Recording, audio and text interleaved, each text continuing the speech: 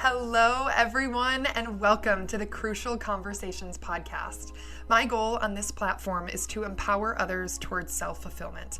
These are the conversations that you need to have to unlock your maximum potential. Whether you are feeling confused about your path in life, falling in love, starting a business, healing your inner child, moving to a foreign country, embarking on your spiritual journey, or building generational wealth, let's talk. The range of emotions and experiences that allow us to fully live our lives on Earth are beautiful and yet can be difficult to navigate. My goal is to create a safe space to talk about life, the good and the bad, in an effort to share wisdom, advice, and insight. I want to connect with you. I want to encourage you and empower you to live the life of your dreams, while reminding you that that does not always mean that you need to change your circumstances. Together, we will help each other level up and have the crucial conversations necessary to do so. Holy moly, y'all. Coming in hot today. No script, no agenda, just getting after it. Ready to have a crucial conversation with all of y'all. I was driving yesterday and I started recording, and I used to do this thing where I would pull out my phone and I would pull up the audio recordings or voice memos app on my phone, and I would just start spitting. You know, if I was feeling like I had something on my mind and I just wanted to talk out loud, I would record on my phone. And some of my very early episodes, specifically, I know one off the top of my head is the 3 Steps to Become a Better Listener. That was recorded in my car. And I feel like on the fly, I am really articulate in a weird way. Like recently I've kind of been struggling because I have this little studio in my house, and I don't even know if I would necessarily call it a studio. It's literally my little brother's room because he's away from college, and I'm using his office desk, my MacBook, and a microphone that I got on Amazon. Affordable, does the job. And why would I buy a treadmill before I start running around the neighborhood, if you know what I'm saying? So, anywho, I'm in my studio here, but I'm not moving. Like, I'm sitting down and I'm trying to follow an outline that sometimes I feel like pigeonholes me a little bit. So, anyways, long intro to this topic that I am feeling the need to spit about today. And I'm going to go based off of the conversation I had with myself in my car yesterday. What I want to talk a little bit today about is the concept of identity and how placing labels on ourselves and actually defining that identity limits our ability to experience and identify with a multitude of different types of adventures and emotions and relationships and things like that. So, you know, I think a lot about this because it's a personal type of outlook on this entire identity crisis. I love exploring and I love adventuring and I love being outdoors and camping and being on the go and experiencing new things. I love that, and it's a really, really big part of my personality.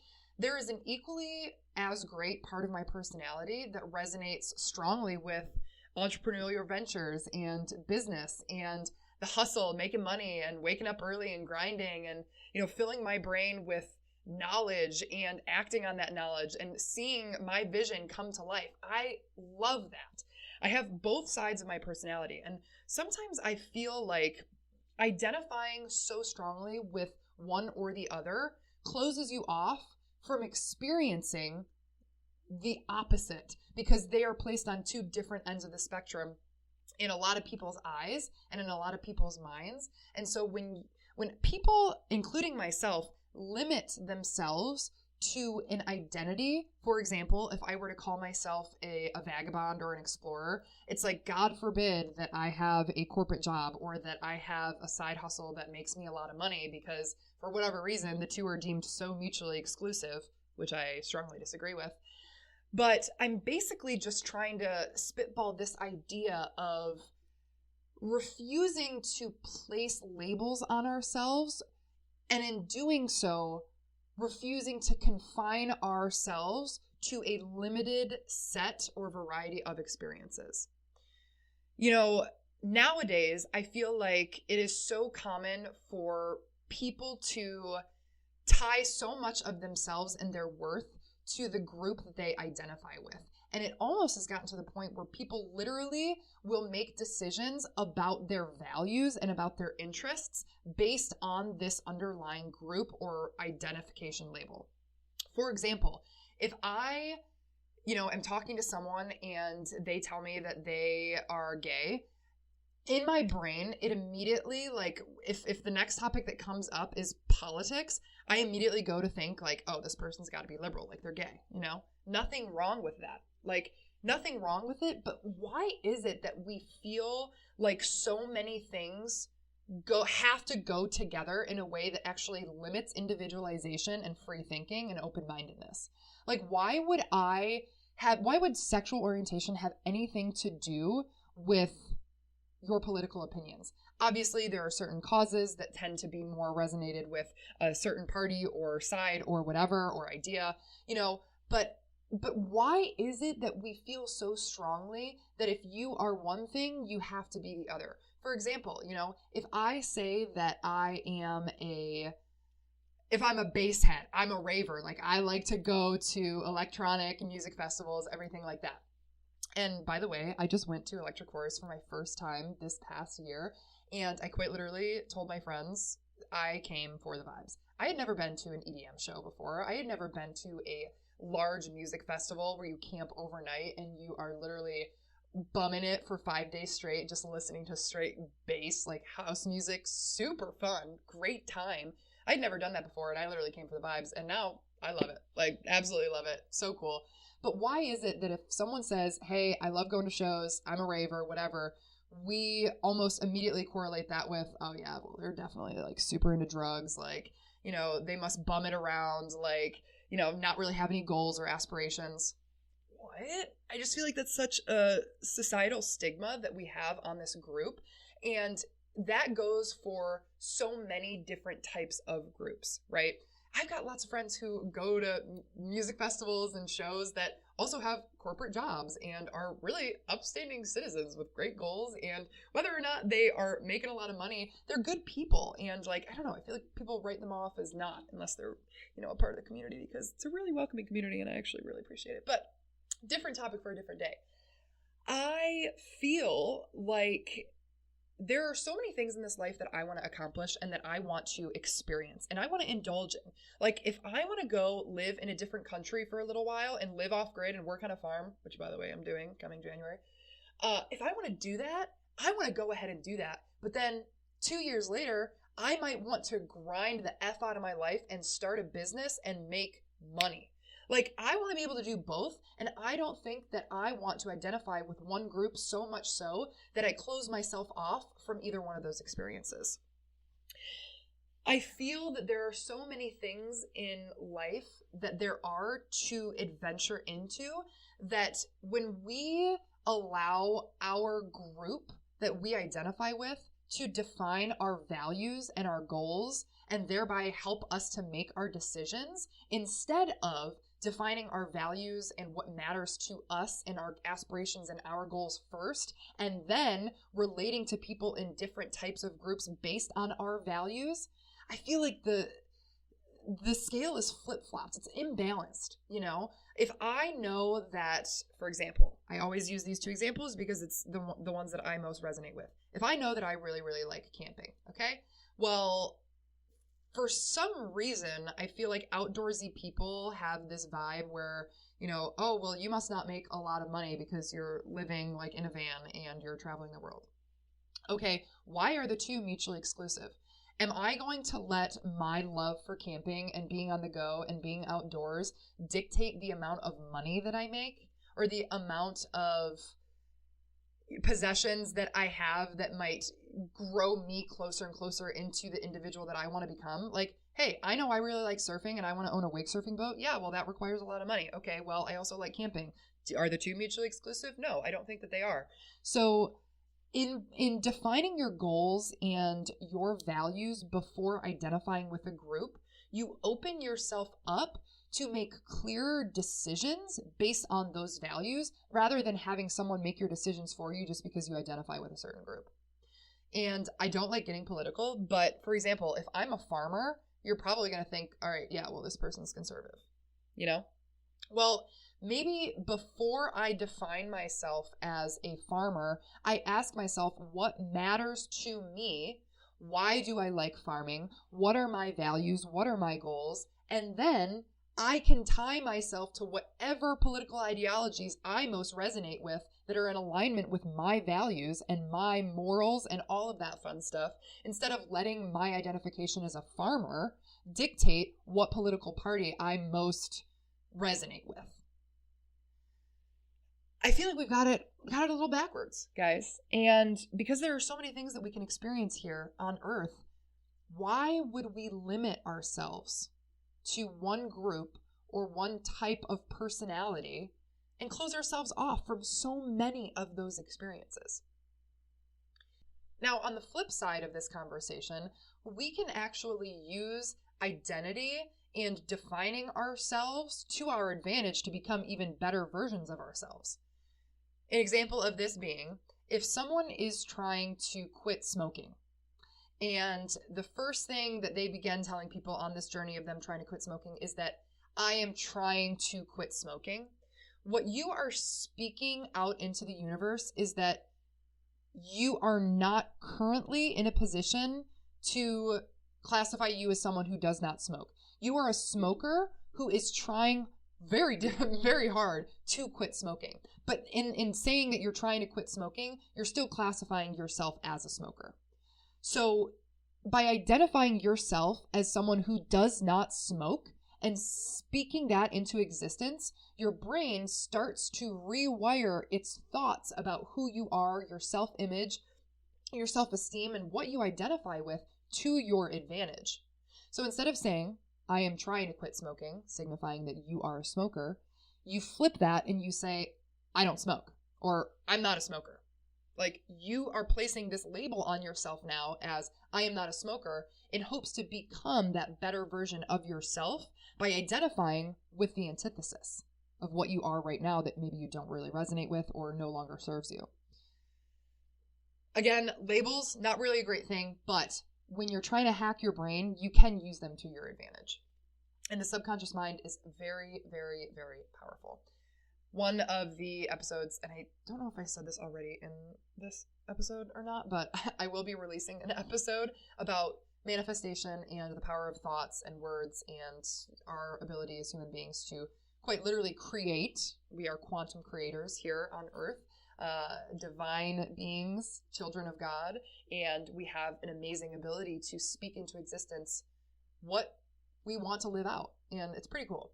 But anyways, you have to find this balance with identity, because placing labels on yourself can either be used to your advantage when you are trying to become a better, more fulfilled version of yourself, or can hinder you from experiencing and exploring other types of experiences and emotions and relationships because you feel like a group that you resonate with is closed off to certain experiences, emotions, relationships, and because you identify with that group, you do not have the right or you're not worthy to experience otherwise. Or almost like this tribe mentality that, of course, a lot of us have as human beings because that is inherent in, our development and our evolution as humans, is this tribe mentality to a certain extent that, like, I need to be accepted by my group because in the olden days, if you were kicked out of your group, you were kind of screwed, right? Like it was a pack mentality. We had to travel in packs.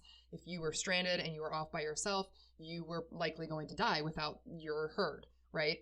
So this tribe mentality of, if I want to feel a part of something, I need to identify with a group. Again, everything in moderation. And if you identify with a group, like, to each their own, I think that's awesome. And I know that for me personally, I identify with lots of groups. Like, part of me is a Christian. Well, I also believe in energy and vibrations and elevated and divine consciousness and all of that beautiful stuff. I also consider myself, like I said many times, a camper and an outdoorsy person. So I identify with those types of groups. But I think where it gets dangerous is when we let those preconceived notions of what it means to be a member of that group dictate our decisions and our values, and et cetera, et cetera. I encourage each and every one of you to take a moment and really ask yourself, how do you introduce yourself to other people? What types of groups do you belong to? And what types of communities are you a part of? And this can be you can look at this many different ways. What sports do you enjoy? What hobbies do you have? What interests? What passions? What creative outlets? What is your sexual orientation? What is your political party that you most resonate with? Again, you can take many different avenues through which you define yourself. Do I think that the best way to define yourself is through a political party or your sexual orientation or even as an athlete? No, I don't. However, how do you define yourself? Now I want you to ask yourself, in doing so, what types of people or what other groups do you potentially close yourself off to by defining yourself as a member of an opposing group?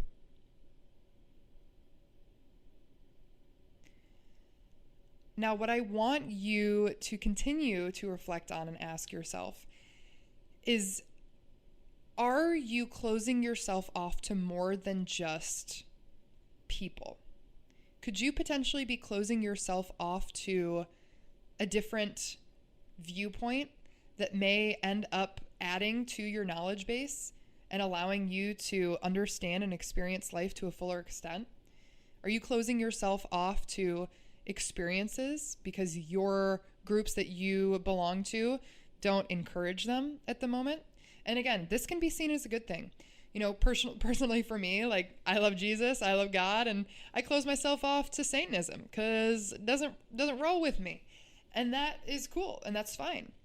And I think there's beauty in that, and there's power in knowing who you are, because again, like I said, when you define your values, your decisions become easier. And I know that my values do not align with Satanism. Okay? Now, what I'm really hoping to encourage though in you guys is that you just take a step back and ask yourself if there are things that you are closing yourself off to because you belong to a certain group that may not accept you if you were to indulge in some of these things. And this, again, could be seen as an advantage or disadvantage. All I'm asking you to do is just think about it. So make sure that you are identifying your values and your morals and your goals, what matters to you, and really asking yourself who you are outside of any label or any group that exists in your external reality. The more that we can stay away from identifying solely as, well, I'm a 23-year-old, I'm a student athlete, I am a general manager, I am an entrepreneur, the less that we can identify our entirety of existence with labels like that, the more that we open ourselves up to accepting and being comfortable with who we are exactly as we are and radiating the sense of being versus doing or classification. This one's a little bit hard for me to describe. Like, I get it, but I'm still learning it. And I think that I'm still finding my own unique balance, because the first thing that when people are like, hey, tell me a little bit about yourself. Oh, well, I go straight to, well, what do I do for work? You know, what are my, passions and my hobbies? Like that kind of thing. And that's great because that's a part of who you are. But for me, I have tried to get to this point of defining myself as, I am an adventurer. I'm an explorer. I'm a risk taker. I'm a lover. I'm a leader. I am passionate about empowering other people. I love making connections. I love exploring new places and trying new things, because in doing that, I am articulating my values versus labeling myself as a member of a certain group. And so those values that I have that are inherent as a part of my being can be applied to many different groups. And in doing that, I don't limit myself to only experiencing a subset of experiences that are classified with a certain group, or that my group of people approves of, if you will. Another thing that I want to briefly touch on is the concept of identity creating division. When we identify so strongly with a group of people, we not only close ourselves off to experiences for ourselves, but we also close ourselves off to ideas and connections with other or with other people. And that is what creates division and this us versus them mentality, because when we abide so strongly by what the majority of a group feels is moral, is, ethical, is whatever, like we're not open-minded to other people and other ways of thinking. And maybe moral and ethical isn't the right way to, I guess, create this idea of this is what a group believes. But in a way it kind of is, and again, I don't like to talk about politics a whole lot, but identity politics is the literal plague of this country, because people are tying so much of themselves and their worth to, in this case, political parties that then close them off from half of the country and creates this us versus them mentality, and become more and more consumed with being right versus being moral and ethical and accepting and everything like that. And I don't like that. Like that seed of strife and division is so toxic. And so I think we need to be really careful about these labels that we place on ourselves, and remain open-minded, so that when people who identify with other groups or other labels or, identities, if you will, we can see them and we can accept them and we can learn from them and we can collaborate and potentially even share in relationship and experience to experience more and elevate ourselves and our level of consciousness and expand our beings. I think that's what the purpose is here. And so what I encourage you to do is to adopt an idea of a limitless identity. I listened to a podcast months ago, and I think it was a Trent Shelton podcast, but he really talked about this concept of a limitless identity, because there are so many things that I want to experience, that placing labels almost deters you from experiencing. So try to define your values and what matters to you and your goals before placing labels on yourself or classifying yourself as a member of a group, thereby closing you off to other experiences. Figure out yourself first and then find your tribe. And you may have different members of your tribe from different groups, and I think that is beautiful. That's what we want, guys. We want diversity. Diversity is beautiful, and it promotes thought and collaboration in a way that we learn from each other and we teach each other and we experience greater into such a higher degree of intensity, and we share wisdom and beauty and connection and love. Like, I don't want to be the same as everybody around me. I think that's pretty boring. In fact, if somebody tells me that they don't agree with me, my ego might be a little bit hurt, and I might be like, oh, well, I better defend my opinion because this is how I feel and this is blah, blah, blah. Like, sometimes I still fall into that. But if I'm consciously aware of my ego reacting in that type of situation, I might take a step back and think to myself, hey, am I trying to be right here, or am I seeking to understand? So then I might be more open to hearing from somebody who might be a part of a different group or of a different opinion than I am, because that's what I think inspires the entirety of this experience here and allows us to live fulfilled and informed lives, is diversity and differentiation and experiencing different types of people, thoughts, experiences, etc. I hope y'all kill today, and I hope that you guys experience A, B, C, D, E, F, G, H, I, J, K, L, M, N, O, P, Q, R, S, U, V, W, X, Y, and Z. I hope you experience it all, because I know that's what I want to do. Thank you guys for listening in to my unscripted Crucial Combo today, and I hope that you enjoyed, and I hope that you will be back for the next episode. I look forward to seeing you there.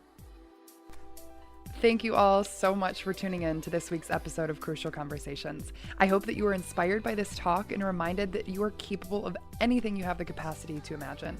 Share this episode with someone that you want to help unlock their maximum potential. Because sometimes in order to find the answers, you have to know how to ask the questions. And that is what we do on this podcast. I love you all, and I will see you next time on Crucial Conversations. You!